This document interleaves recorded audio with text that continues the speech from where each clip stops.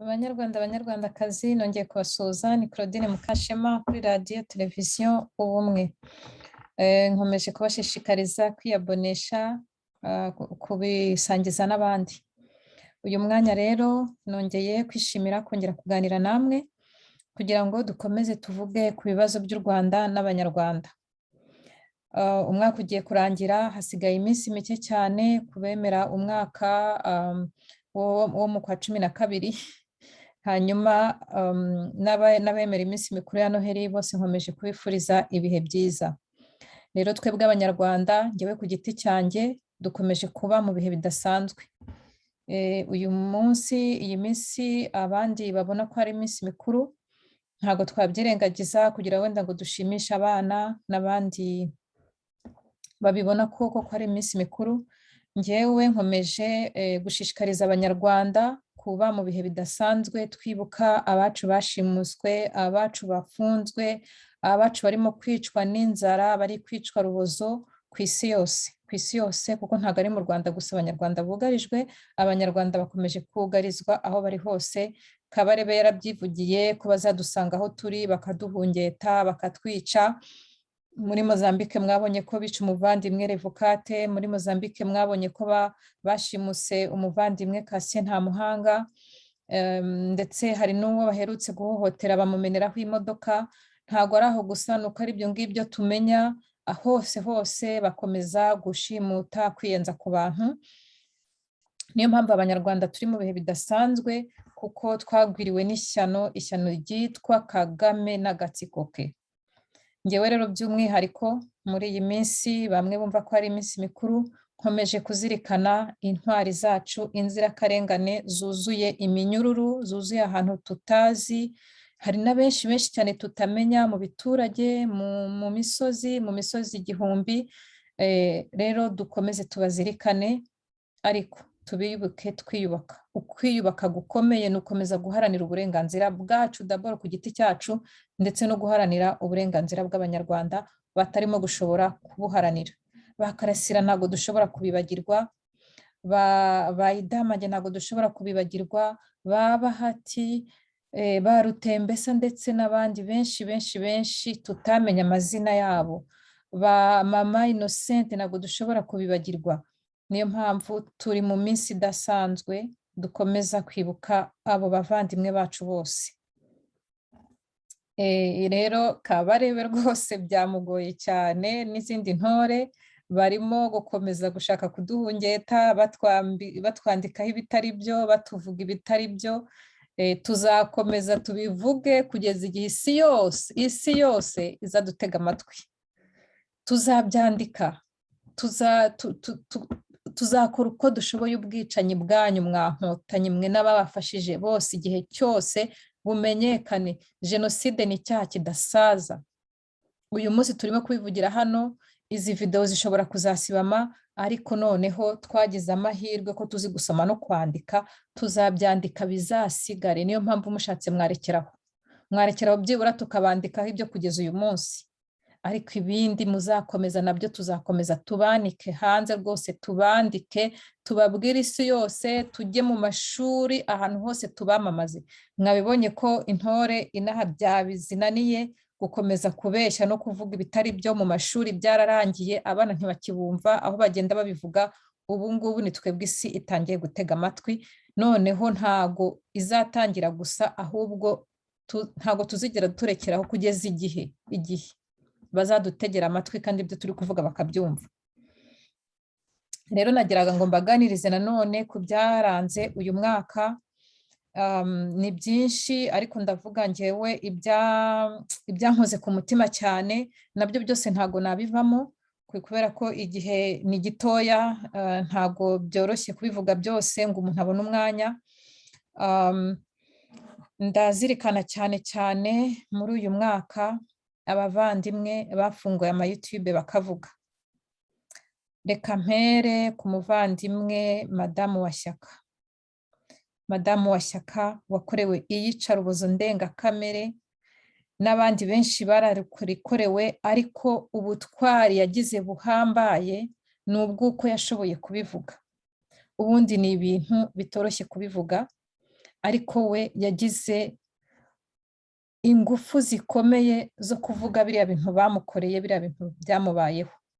Niyo mpamvu nagiraga ngo tumuzirikane muri iyi minsi, aho atagiye gusangira iminsi mikuru n'abavandimwe be, akaba ari mu munyururu hejuru y'ibyamukoreweho. Abari n'abategarugori ndabinginze, nimwongere mutege amatwi y'umutima wanyu, maze dukomeze turizirikane uriya mubyeyi, Madamu wa Shyaka. Ntazibagiranwe mu mateka y'u Rwanda. Kuvuga kwamagana akarengane, gushakisha umugabo we ni ikintu kimwe, ariko noneho ibyo kuvuga biriya bintu yakorewe ni ubundi butwari bukomeye cyane. Icyo kintu ntabwo dushobora kukimwibagirirwaho.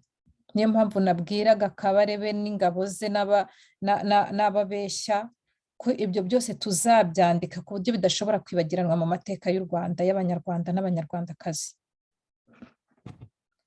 Ndagira ngo twongere twibuke Madamu Innocent waburiwe irengero. Kugeza uyu munsi tukaba tutazi aho ari. Yaburiwe irengero kuko yagize ubutwari bwo gukomeza gushakisha musaza we wari umaze kwicwa. Yicirwa iwabo mu rutoki. Umubyeyi ntiyahagarara, arakomeza aramushakisha kugeza igihe bamuhaye umurambo.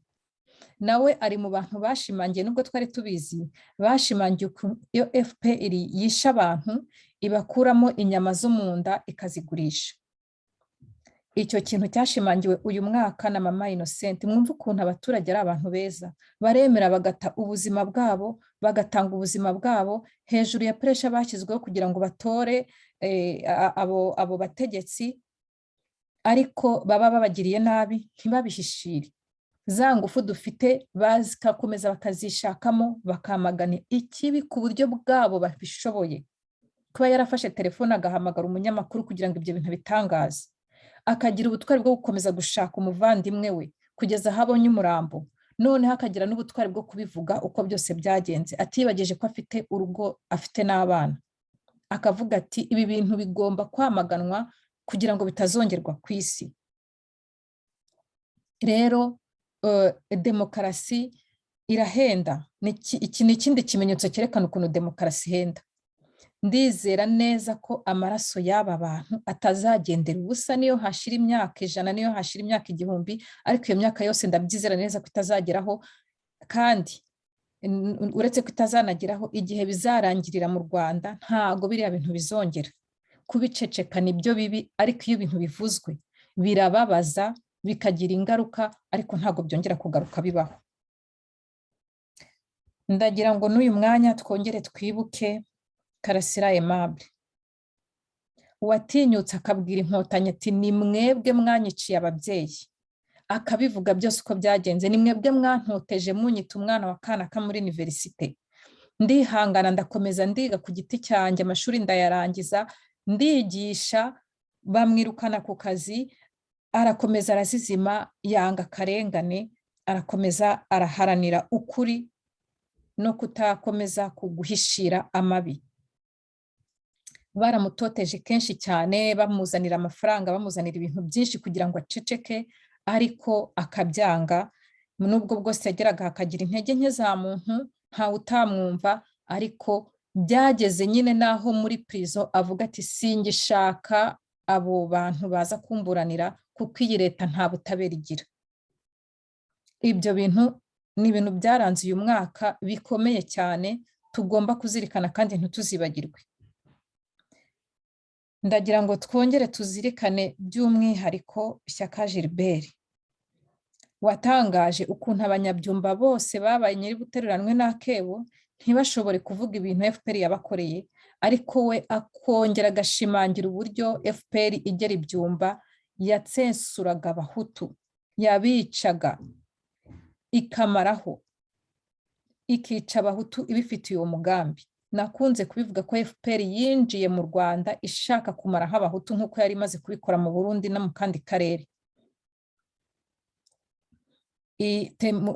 Témoignages za Shyaka, uburyo Shyaka yabivuze, yahagurutse akabivuga, yagaragaje nanone uyu mwaka uburyo FPR yaje icyayizanye cya mbere ari ukwica abahutu, kubamaraho.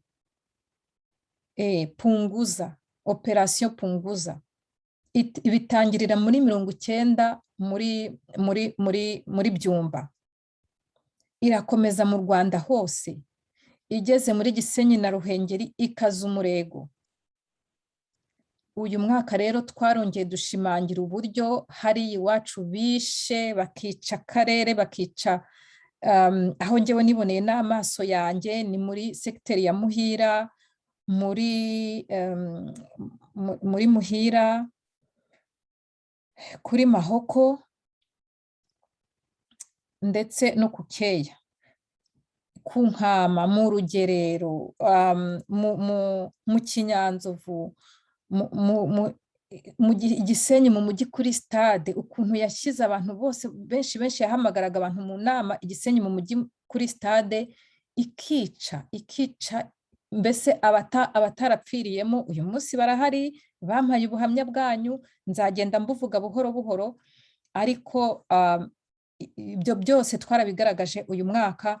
Turashima Imana yatubyukije mu gitondo ikaduha ingufu, maze natwe tukaziyumvamo kugira ngo dukomeze dutange ubuhamya bw'ibintu twiboneye n'amaso yacu, ndetse n'ibyo twahawemo n'abantu ubuhamya batari bashobora kugira izo mbaraga zo kuvuga nkatwe. Uyu mwaka rero waranzwe n'ibintu byinshi cyane, navuze ko byose ntashobora kubirangiza, ndakomeza ngende mbabwiraho ibyo nibuka njyewe byamaritse cyane ku buryo butangaje, namwe muzongereho ibindi muri commentaire. Ni ibintu by'agashinyaguro FPR yakoze uyu mwaka, yari isanzwe ibikora imyaka yose, ariko uyu mwaka habayeho agahebuzo kuko twagize ingufu turi benshi bo kubivuga tukabirwanya, no seroma no kubivuga, noneho turi no kubyandika. Ubu ngubu hamaze gusohoka ibitabo byinshi.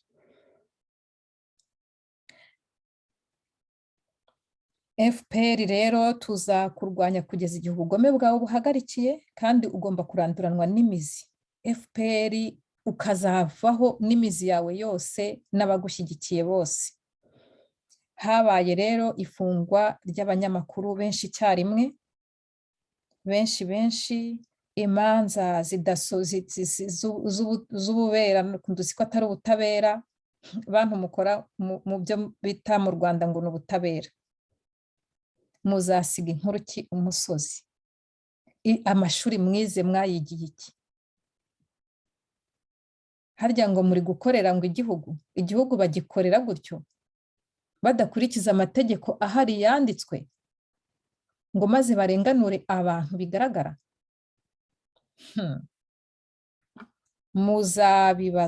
Muzabibazwa kuko murazizwi, tuzabavuga n'amazina yanyu yose n'ibyo mukora byose. Ntimuzatubeshye ngo mwakoreraga igihugu, mukorera FPR mubizi kandi mubishaka. Swate mwahunga cyangwa se mukashyira agapira hasi mukabwira FPR ko mwanze kurekeraho kuyikorera mu bukozi bw'ibibi, mu bubeshyi, mu kurenganya abaturage. Turakomeza twibuke rero abo banyamakuru bose banyuze mu nkiko bikaba iby'ubusa, abo muherutse gufunga ubu vuba, batewo Umubavu n'abandi bose bari kumwe nawe, bose bakiri mu munyururu, abo twakomeje gutabariza ariko ntimutwumve, abo bose turabibuka ku bintu byabaye uyu mwaka. Uyu mwaka hashyizwe hanze n'ibyakozwe na Solidarité Kibuye. Ntabwo byari byavugwa neza byose, abo babikoreye baracyafite agahinda, baracyababaye, ariko bazavuga, bimwe barabyanditse n'ibindi baracyabivuga, byose bizashyirwa hanze igihe nikigera. Ni ibyo bintu bya Solidarité Kibuye byateye impagarara nyinshi, ababikoze barazwi, barahari, bamwe baracyari mu Rwanda, abandi barahunze. Kuba barahunze rero ntabwo bibakuraho ibyo bakoze ko bigomba kuvugwa mu mazina yabo n'ababikoze. Ibyo byose bizatangazwa igihe nikigera. nta pressure ihari, nta ufite pression, iby'ingenzi byaramenyekanye n'ibindi bizakomeza bimenyekane, ahubwo nagira inama babikoze gutangira bagasaba imbabazi, bakerura. Abanyarwanda biciwe bo ku Kibuye barababaye, bababaye ababo bishwe, bagomba kwibuka kandi biyubaka, maze ababigizemo uruhare bose bakamenyekana. Barazwi de toute façon, abiciwe barahari, bararokotse, barahari ku isi yose. Niyo Claudine bamwica cyangwa se nduzi ko nta kindi cyambuza kuvuga kereka ntakiriho, byo rwose abantu bose babimenye kandi babimenyere. Ariko niyo naba ntakiriho, kuko nta nubwo ari nanjye wabikorewe, ababikorewe bazabivuga.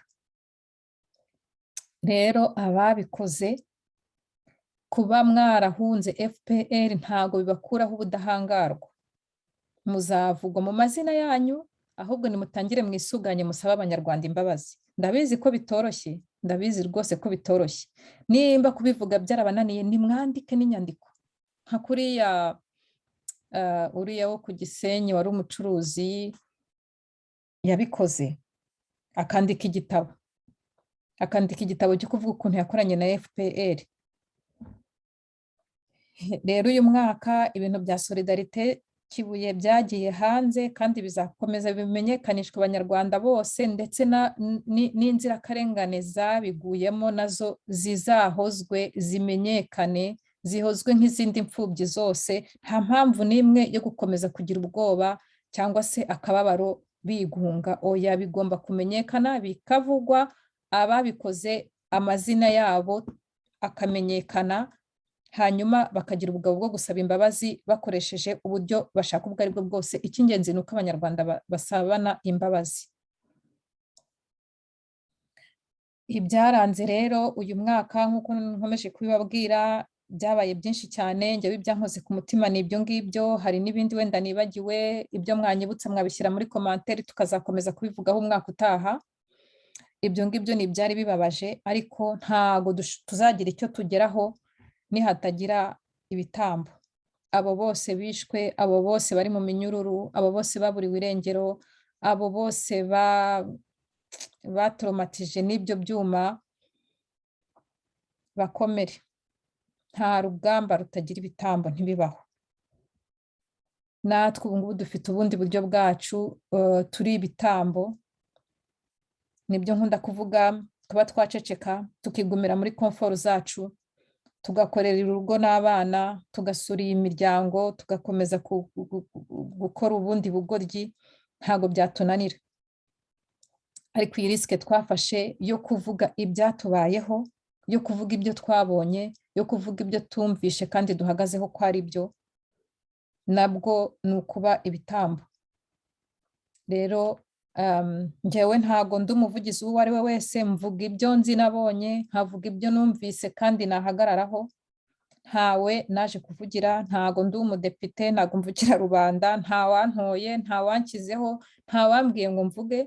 Ni decision nafashe ku giti cyanjye yo kuvuga no kumenya uko mvuga ibintu.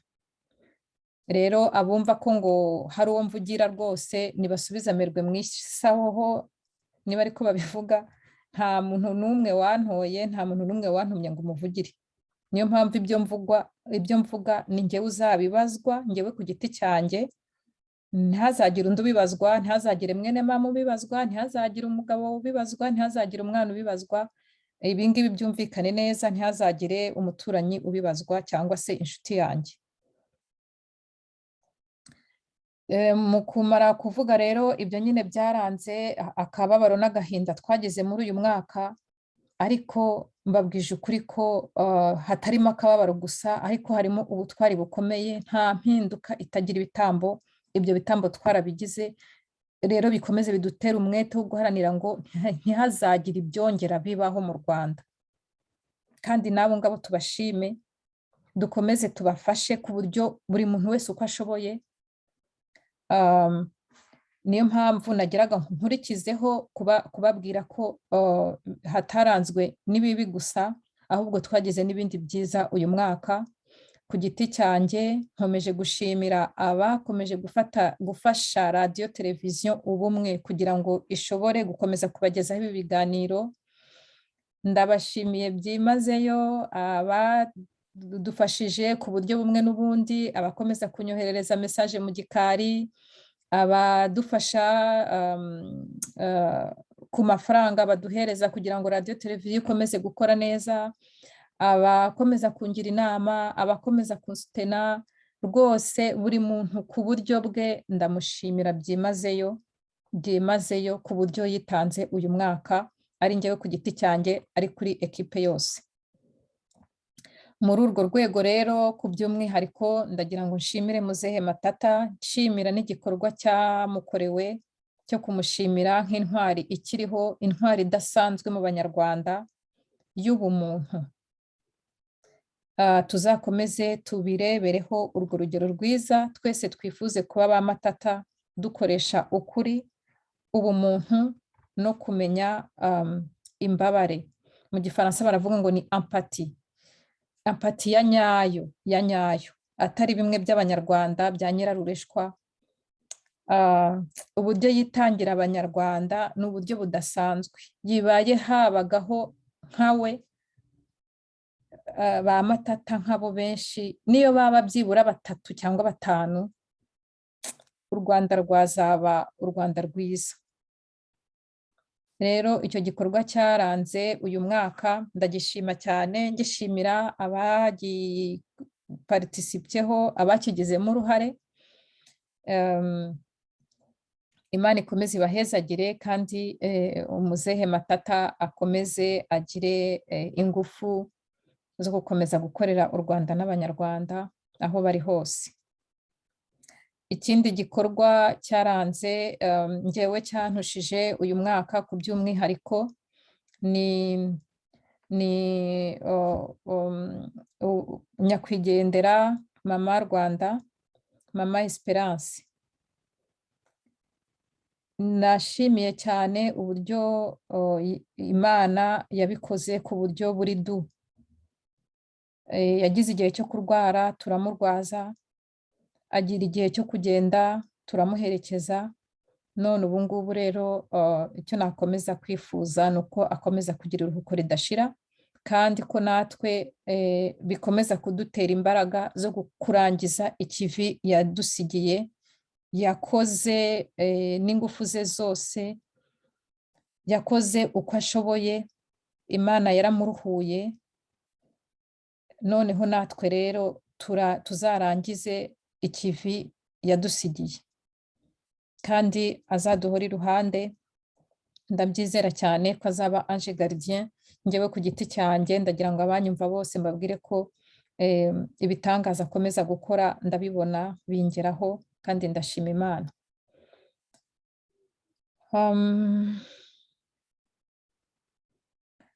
Uyu mwaka rero waranzwe na muvuma nyinshi cyane, zose inziza nizo gushima abazigizemo uruhare, nizo gushimirwa. Izabaye mbi nazo ku giti cyanjye ni ukutubera isomo z'ukuntu ubutaha twabigenza. Ndashimira rero cyane cyane abanteye inkunga nk'uko nabivuze ku buryo bumwe cyangwa ubundi, abampamagaye, abanyohereza message, abadufasha financièrement, n'ibindi byinshi cyane. Uyu mwaka rwose nungutse abavandimwe benshi ku isi yose bampamagaye bambwira bati musaza wawe Prosper twariganye, ababyeyi bawe twarabamenye, nawe tukuzi uri gatoya, ni wowe. Bose bakamfasha ku buryo bwabo, ndabibashimiye byimazeyo bose aho bari. Buri muntu wese wakoze icyo kintu yumve ko mushimira n'umutima wanjye wose, ari abampamagaye, ari abohereje message, ari ku buryo bwabo bwose babikoze nkabimenya. Ndabashimiye byimazeyo. Wenda n'ibitarangezeho nzabimenya mu minsi izaza, nabyo nzabishima. Ariko noneho ngiye gushimira cyane cyane abanteye amabuye, abaduteye amabuye, abaduhohoteye, abaduhungese, ni ukuri ndabashima byimazeyo, mwaduteye ingufu zitabaho, byatumye tumenya ubundi buryo tugomba gukora, byatumye tumenya uburyo ibintu bikorwa, byatumye dushyiraho ingufu zihambaye kugira ngo dukomeze duhashye ikibi. Ni ukuri si ukubabeshya, njyewe nabibonyemo ikintu kiri pozitifu cyane, byaramfashije ku giti cyanjye na ekipe yose, byatumye ekipe twongera kuba solidaire kurushaho. Nshimira na ekipe ya radiyo televiziyo ubumwe, muri solidarite twagize ikomeye cyane, turwana n'abadutera amabuye, ku buryo Kigali igera naho koko nabwo ingufu zagaragaje ko tuyihungeta iri mubiri. Urumva rero nubwo idutuka, nubwo itumerera nabi, ariko turashima cyane kubera ko tubona ko ibyo tubabwira bibageraho, murabyumva.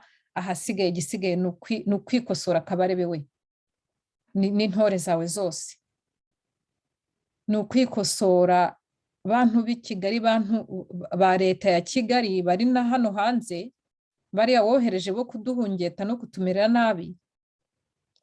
Mwikosore, u Rwanda ni urwacu twese, tuzarubanamo, tuzaruturamo, nitutanaruturamo tuzakenera kurusura. U Rwanda rero ni urwacu twese, ibyo mwakwigira byose, twese duharanira kuba Abanyarwanda no guharanira kugera mu gihugu cyacu, tukajya tukigeramo igihe dushakiye, tukajya tuhasura igihe dushakiye, tukumva ko abarurimo bameze neza, bafite amahoro. Ni ibyo ngibyo twifuza, kandi tuzabiharanira kugeza ku wa nyuma, kugeza ku munota wa nyuma. Niyo mugabo twe abenshi dukunda cyane ntabwo yari azi ko message yatanze kirya gihe abantu benshi bakeka ko ari ngufi cyane, ko ngo niyo hasigara umwe ariko akabaho neza. Ngewe Mukashema Claudine nzabiharanira, cyane cyane umuturage wo hasi, niwe mufata mukagenda mukamubwira ngo naza abatore, agakora amatora, yaba ari animation akaza akayikora, yaba ari umuganda akawukora, ariko mwarangiza akaba ari we muhungeta, akaba ari we mushimuta, akaba ari we mwicira umwana mukajyana kugurisha ingingo z'umubiri we, akaba ari we mukubita, akaba ari we mwaka imisoro, Agaciro Foundation akaba ari we uyisorera. Oya, maze akaba ari we mwicisha inzara. Mwarangiza mukabwira amahanga, mukerekana amafoto, mukavuga ko abaturarwanda bameze neza, ari bo bantu ba mbere batishimye ku isi, mukabereka ko u Rwanda ari paradiso. Ibyo bintu tuzabirwanya, njyewe ku giti cyanjye nzabirwanya kugeza ku munota wanjye wa nyuma. Ntawe uharanira icyiza ngo abure kuba yamenya ko amagara ye ashobora kugendamo. Ndabizi rwose, nababwiye ko naravutse, kuba ndiho ubu ngubu nuko nzi ko nzapfa. Rero ikizanyica cyose, nakwicwa n'indwara, nakwicwa n'utuzi twamunyuza, nakwicwa na aksida, nzapfa. Niyo mpamvu nshaka gupfa kigabo, maze guharanira uburenganzira bw'Abanyarwanda kugira ngo babeho neza.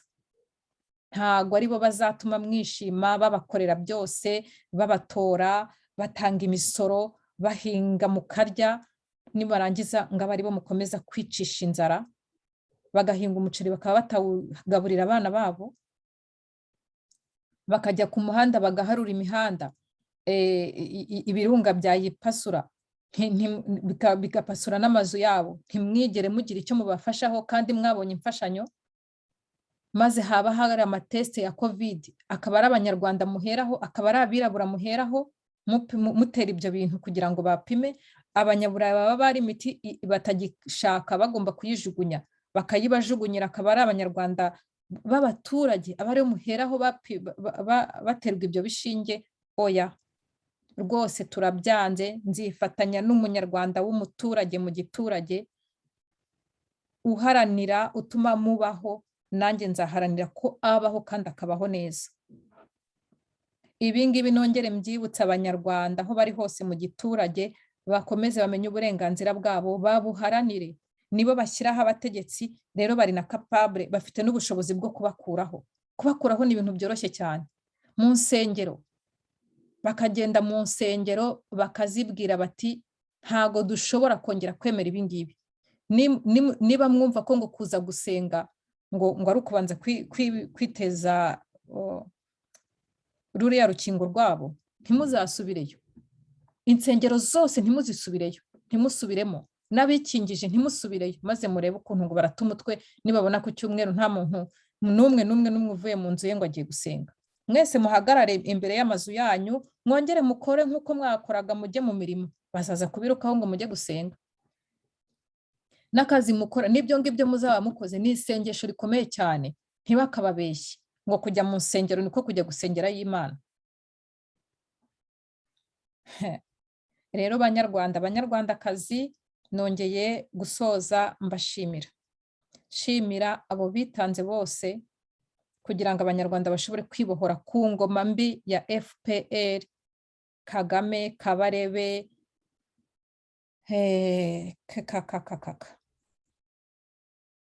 abo bose buzuye iminyururu, nduzi ko atari gereza. Mukomere, nta rugamba rutagira ibitambo.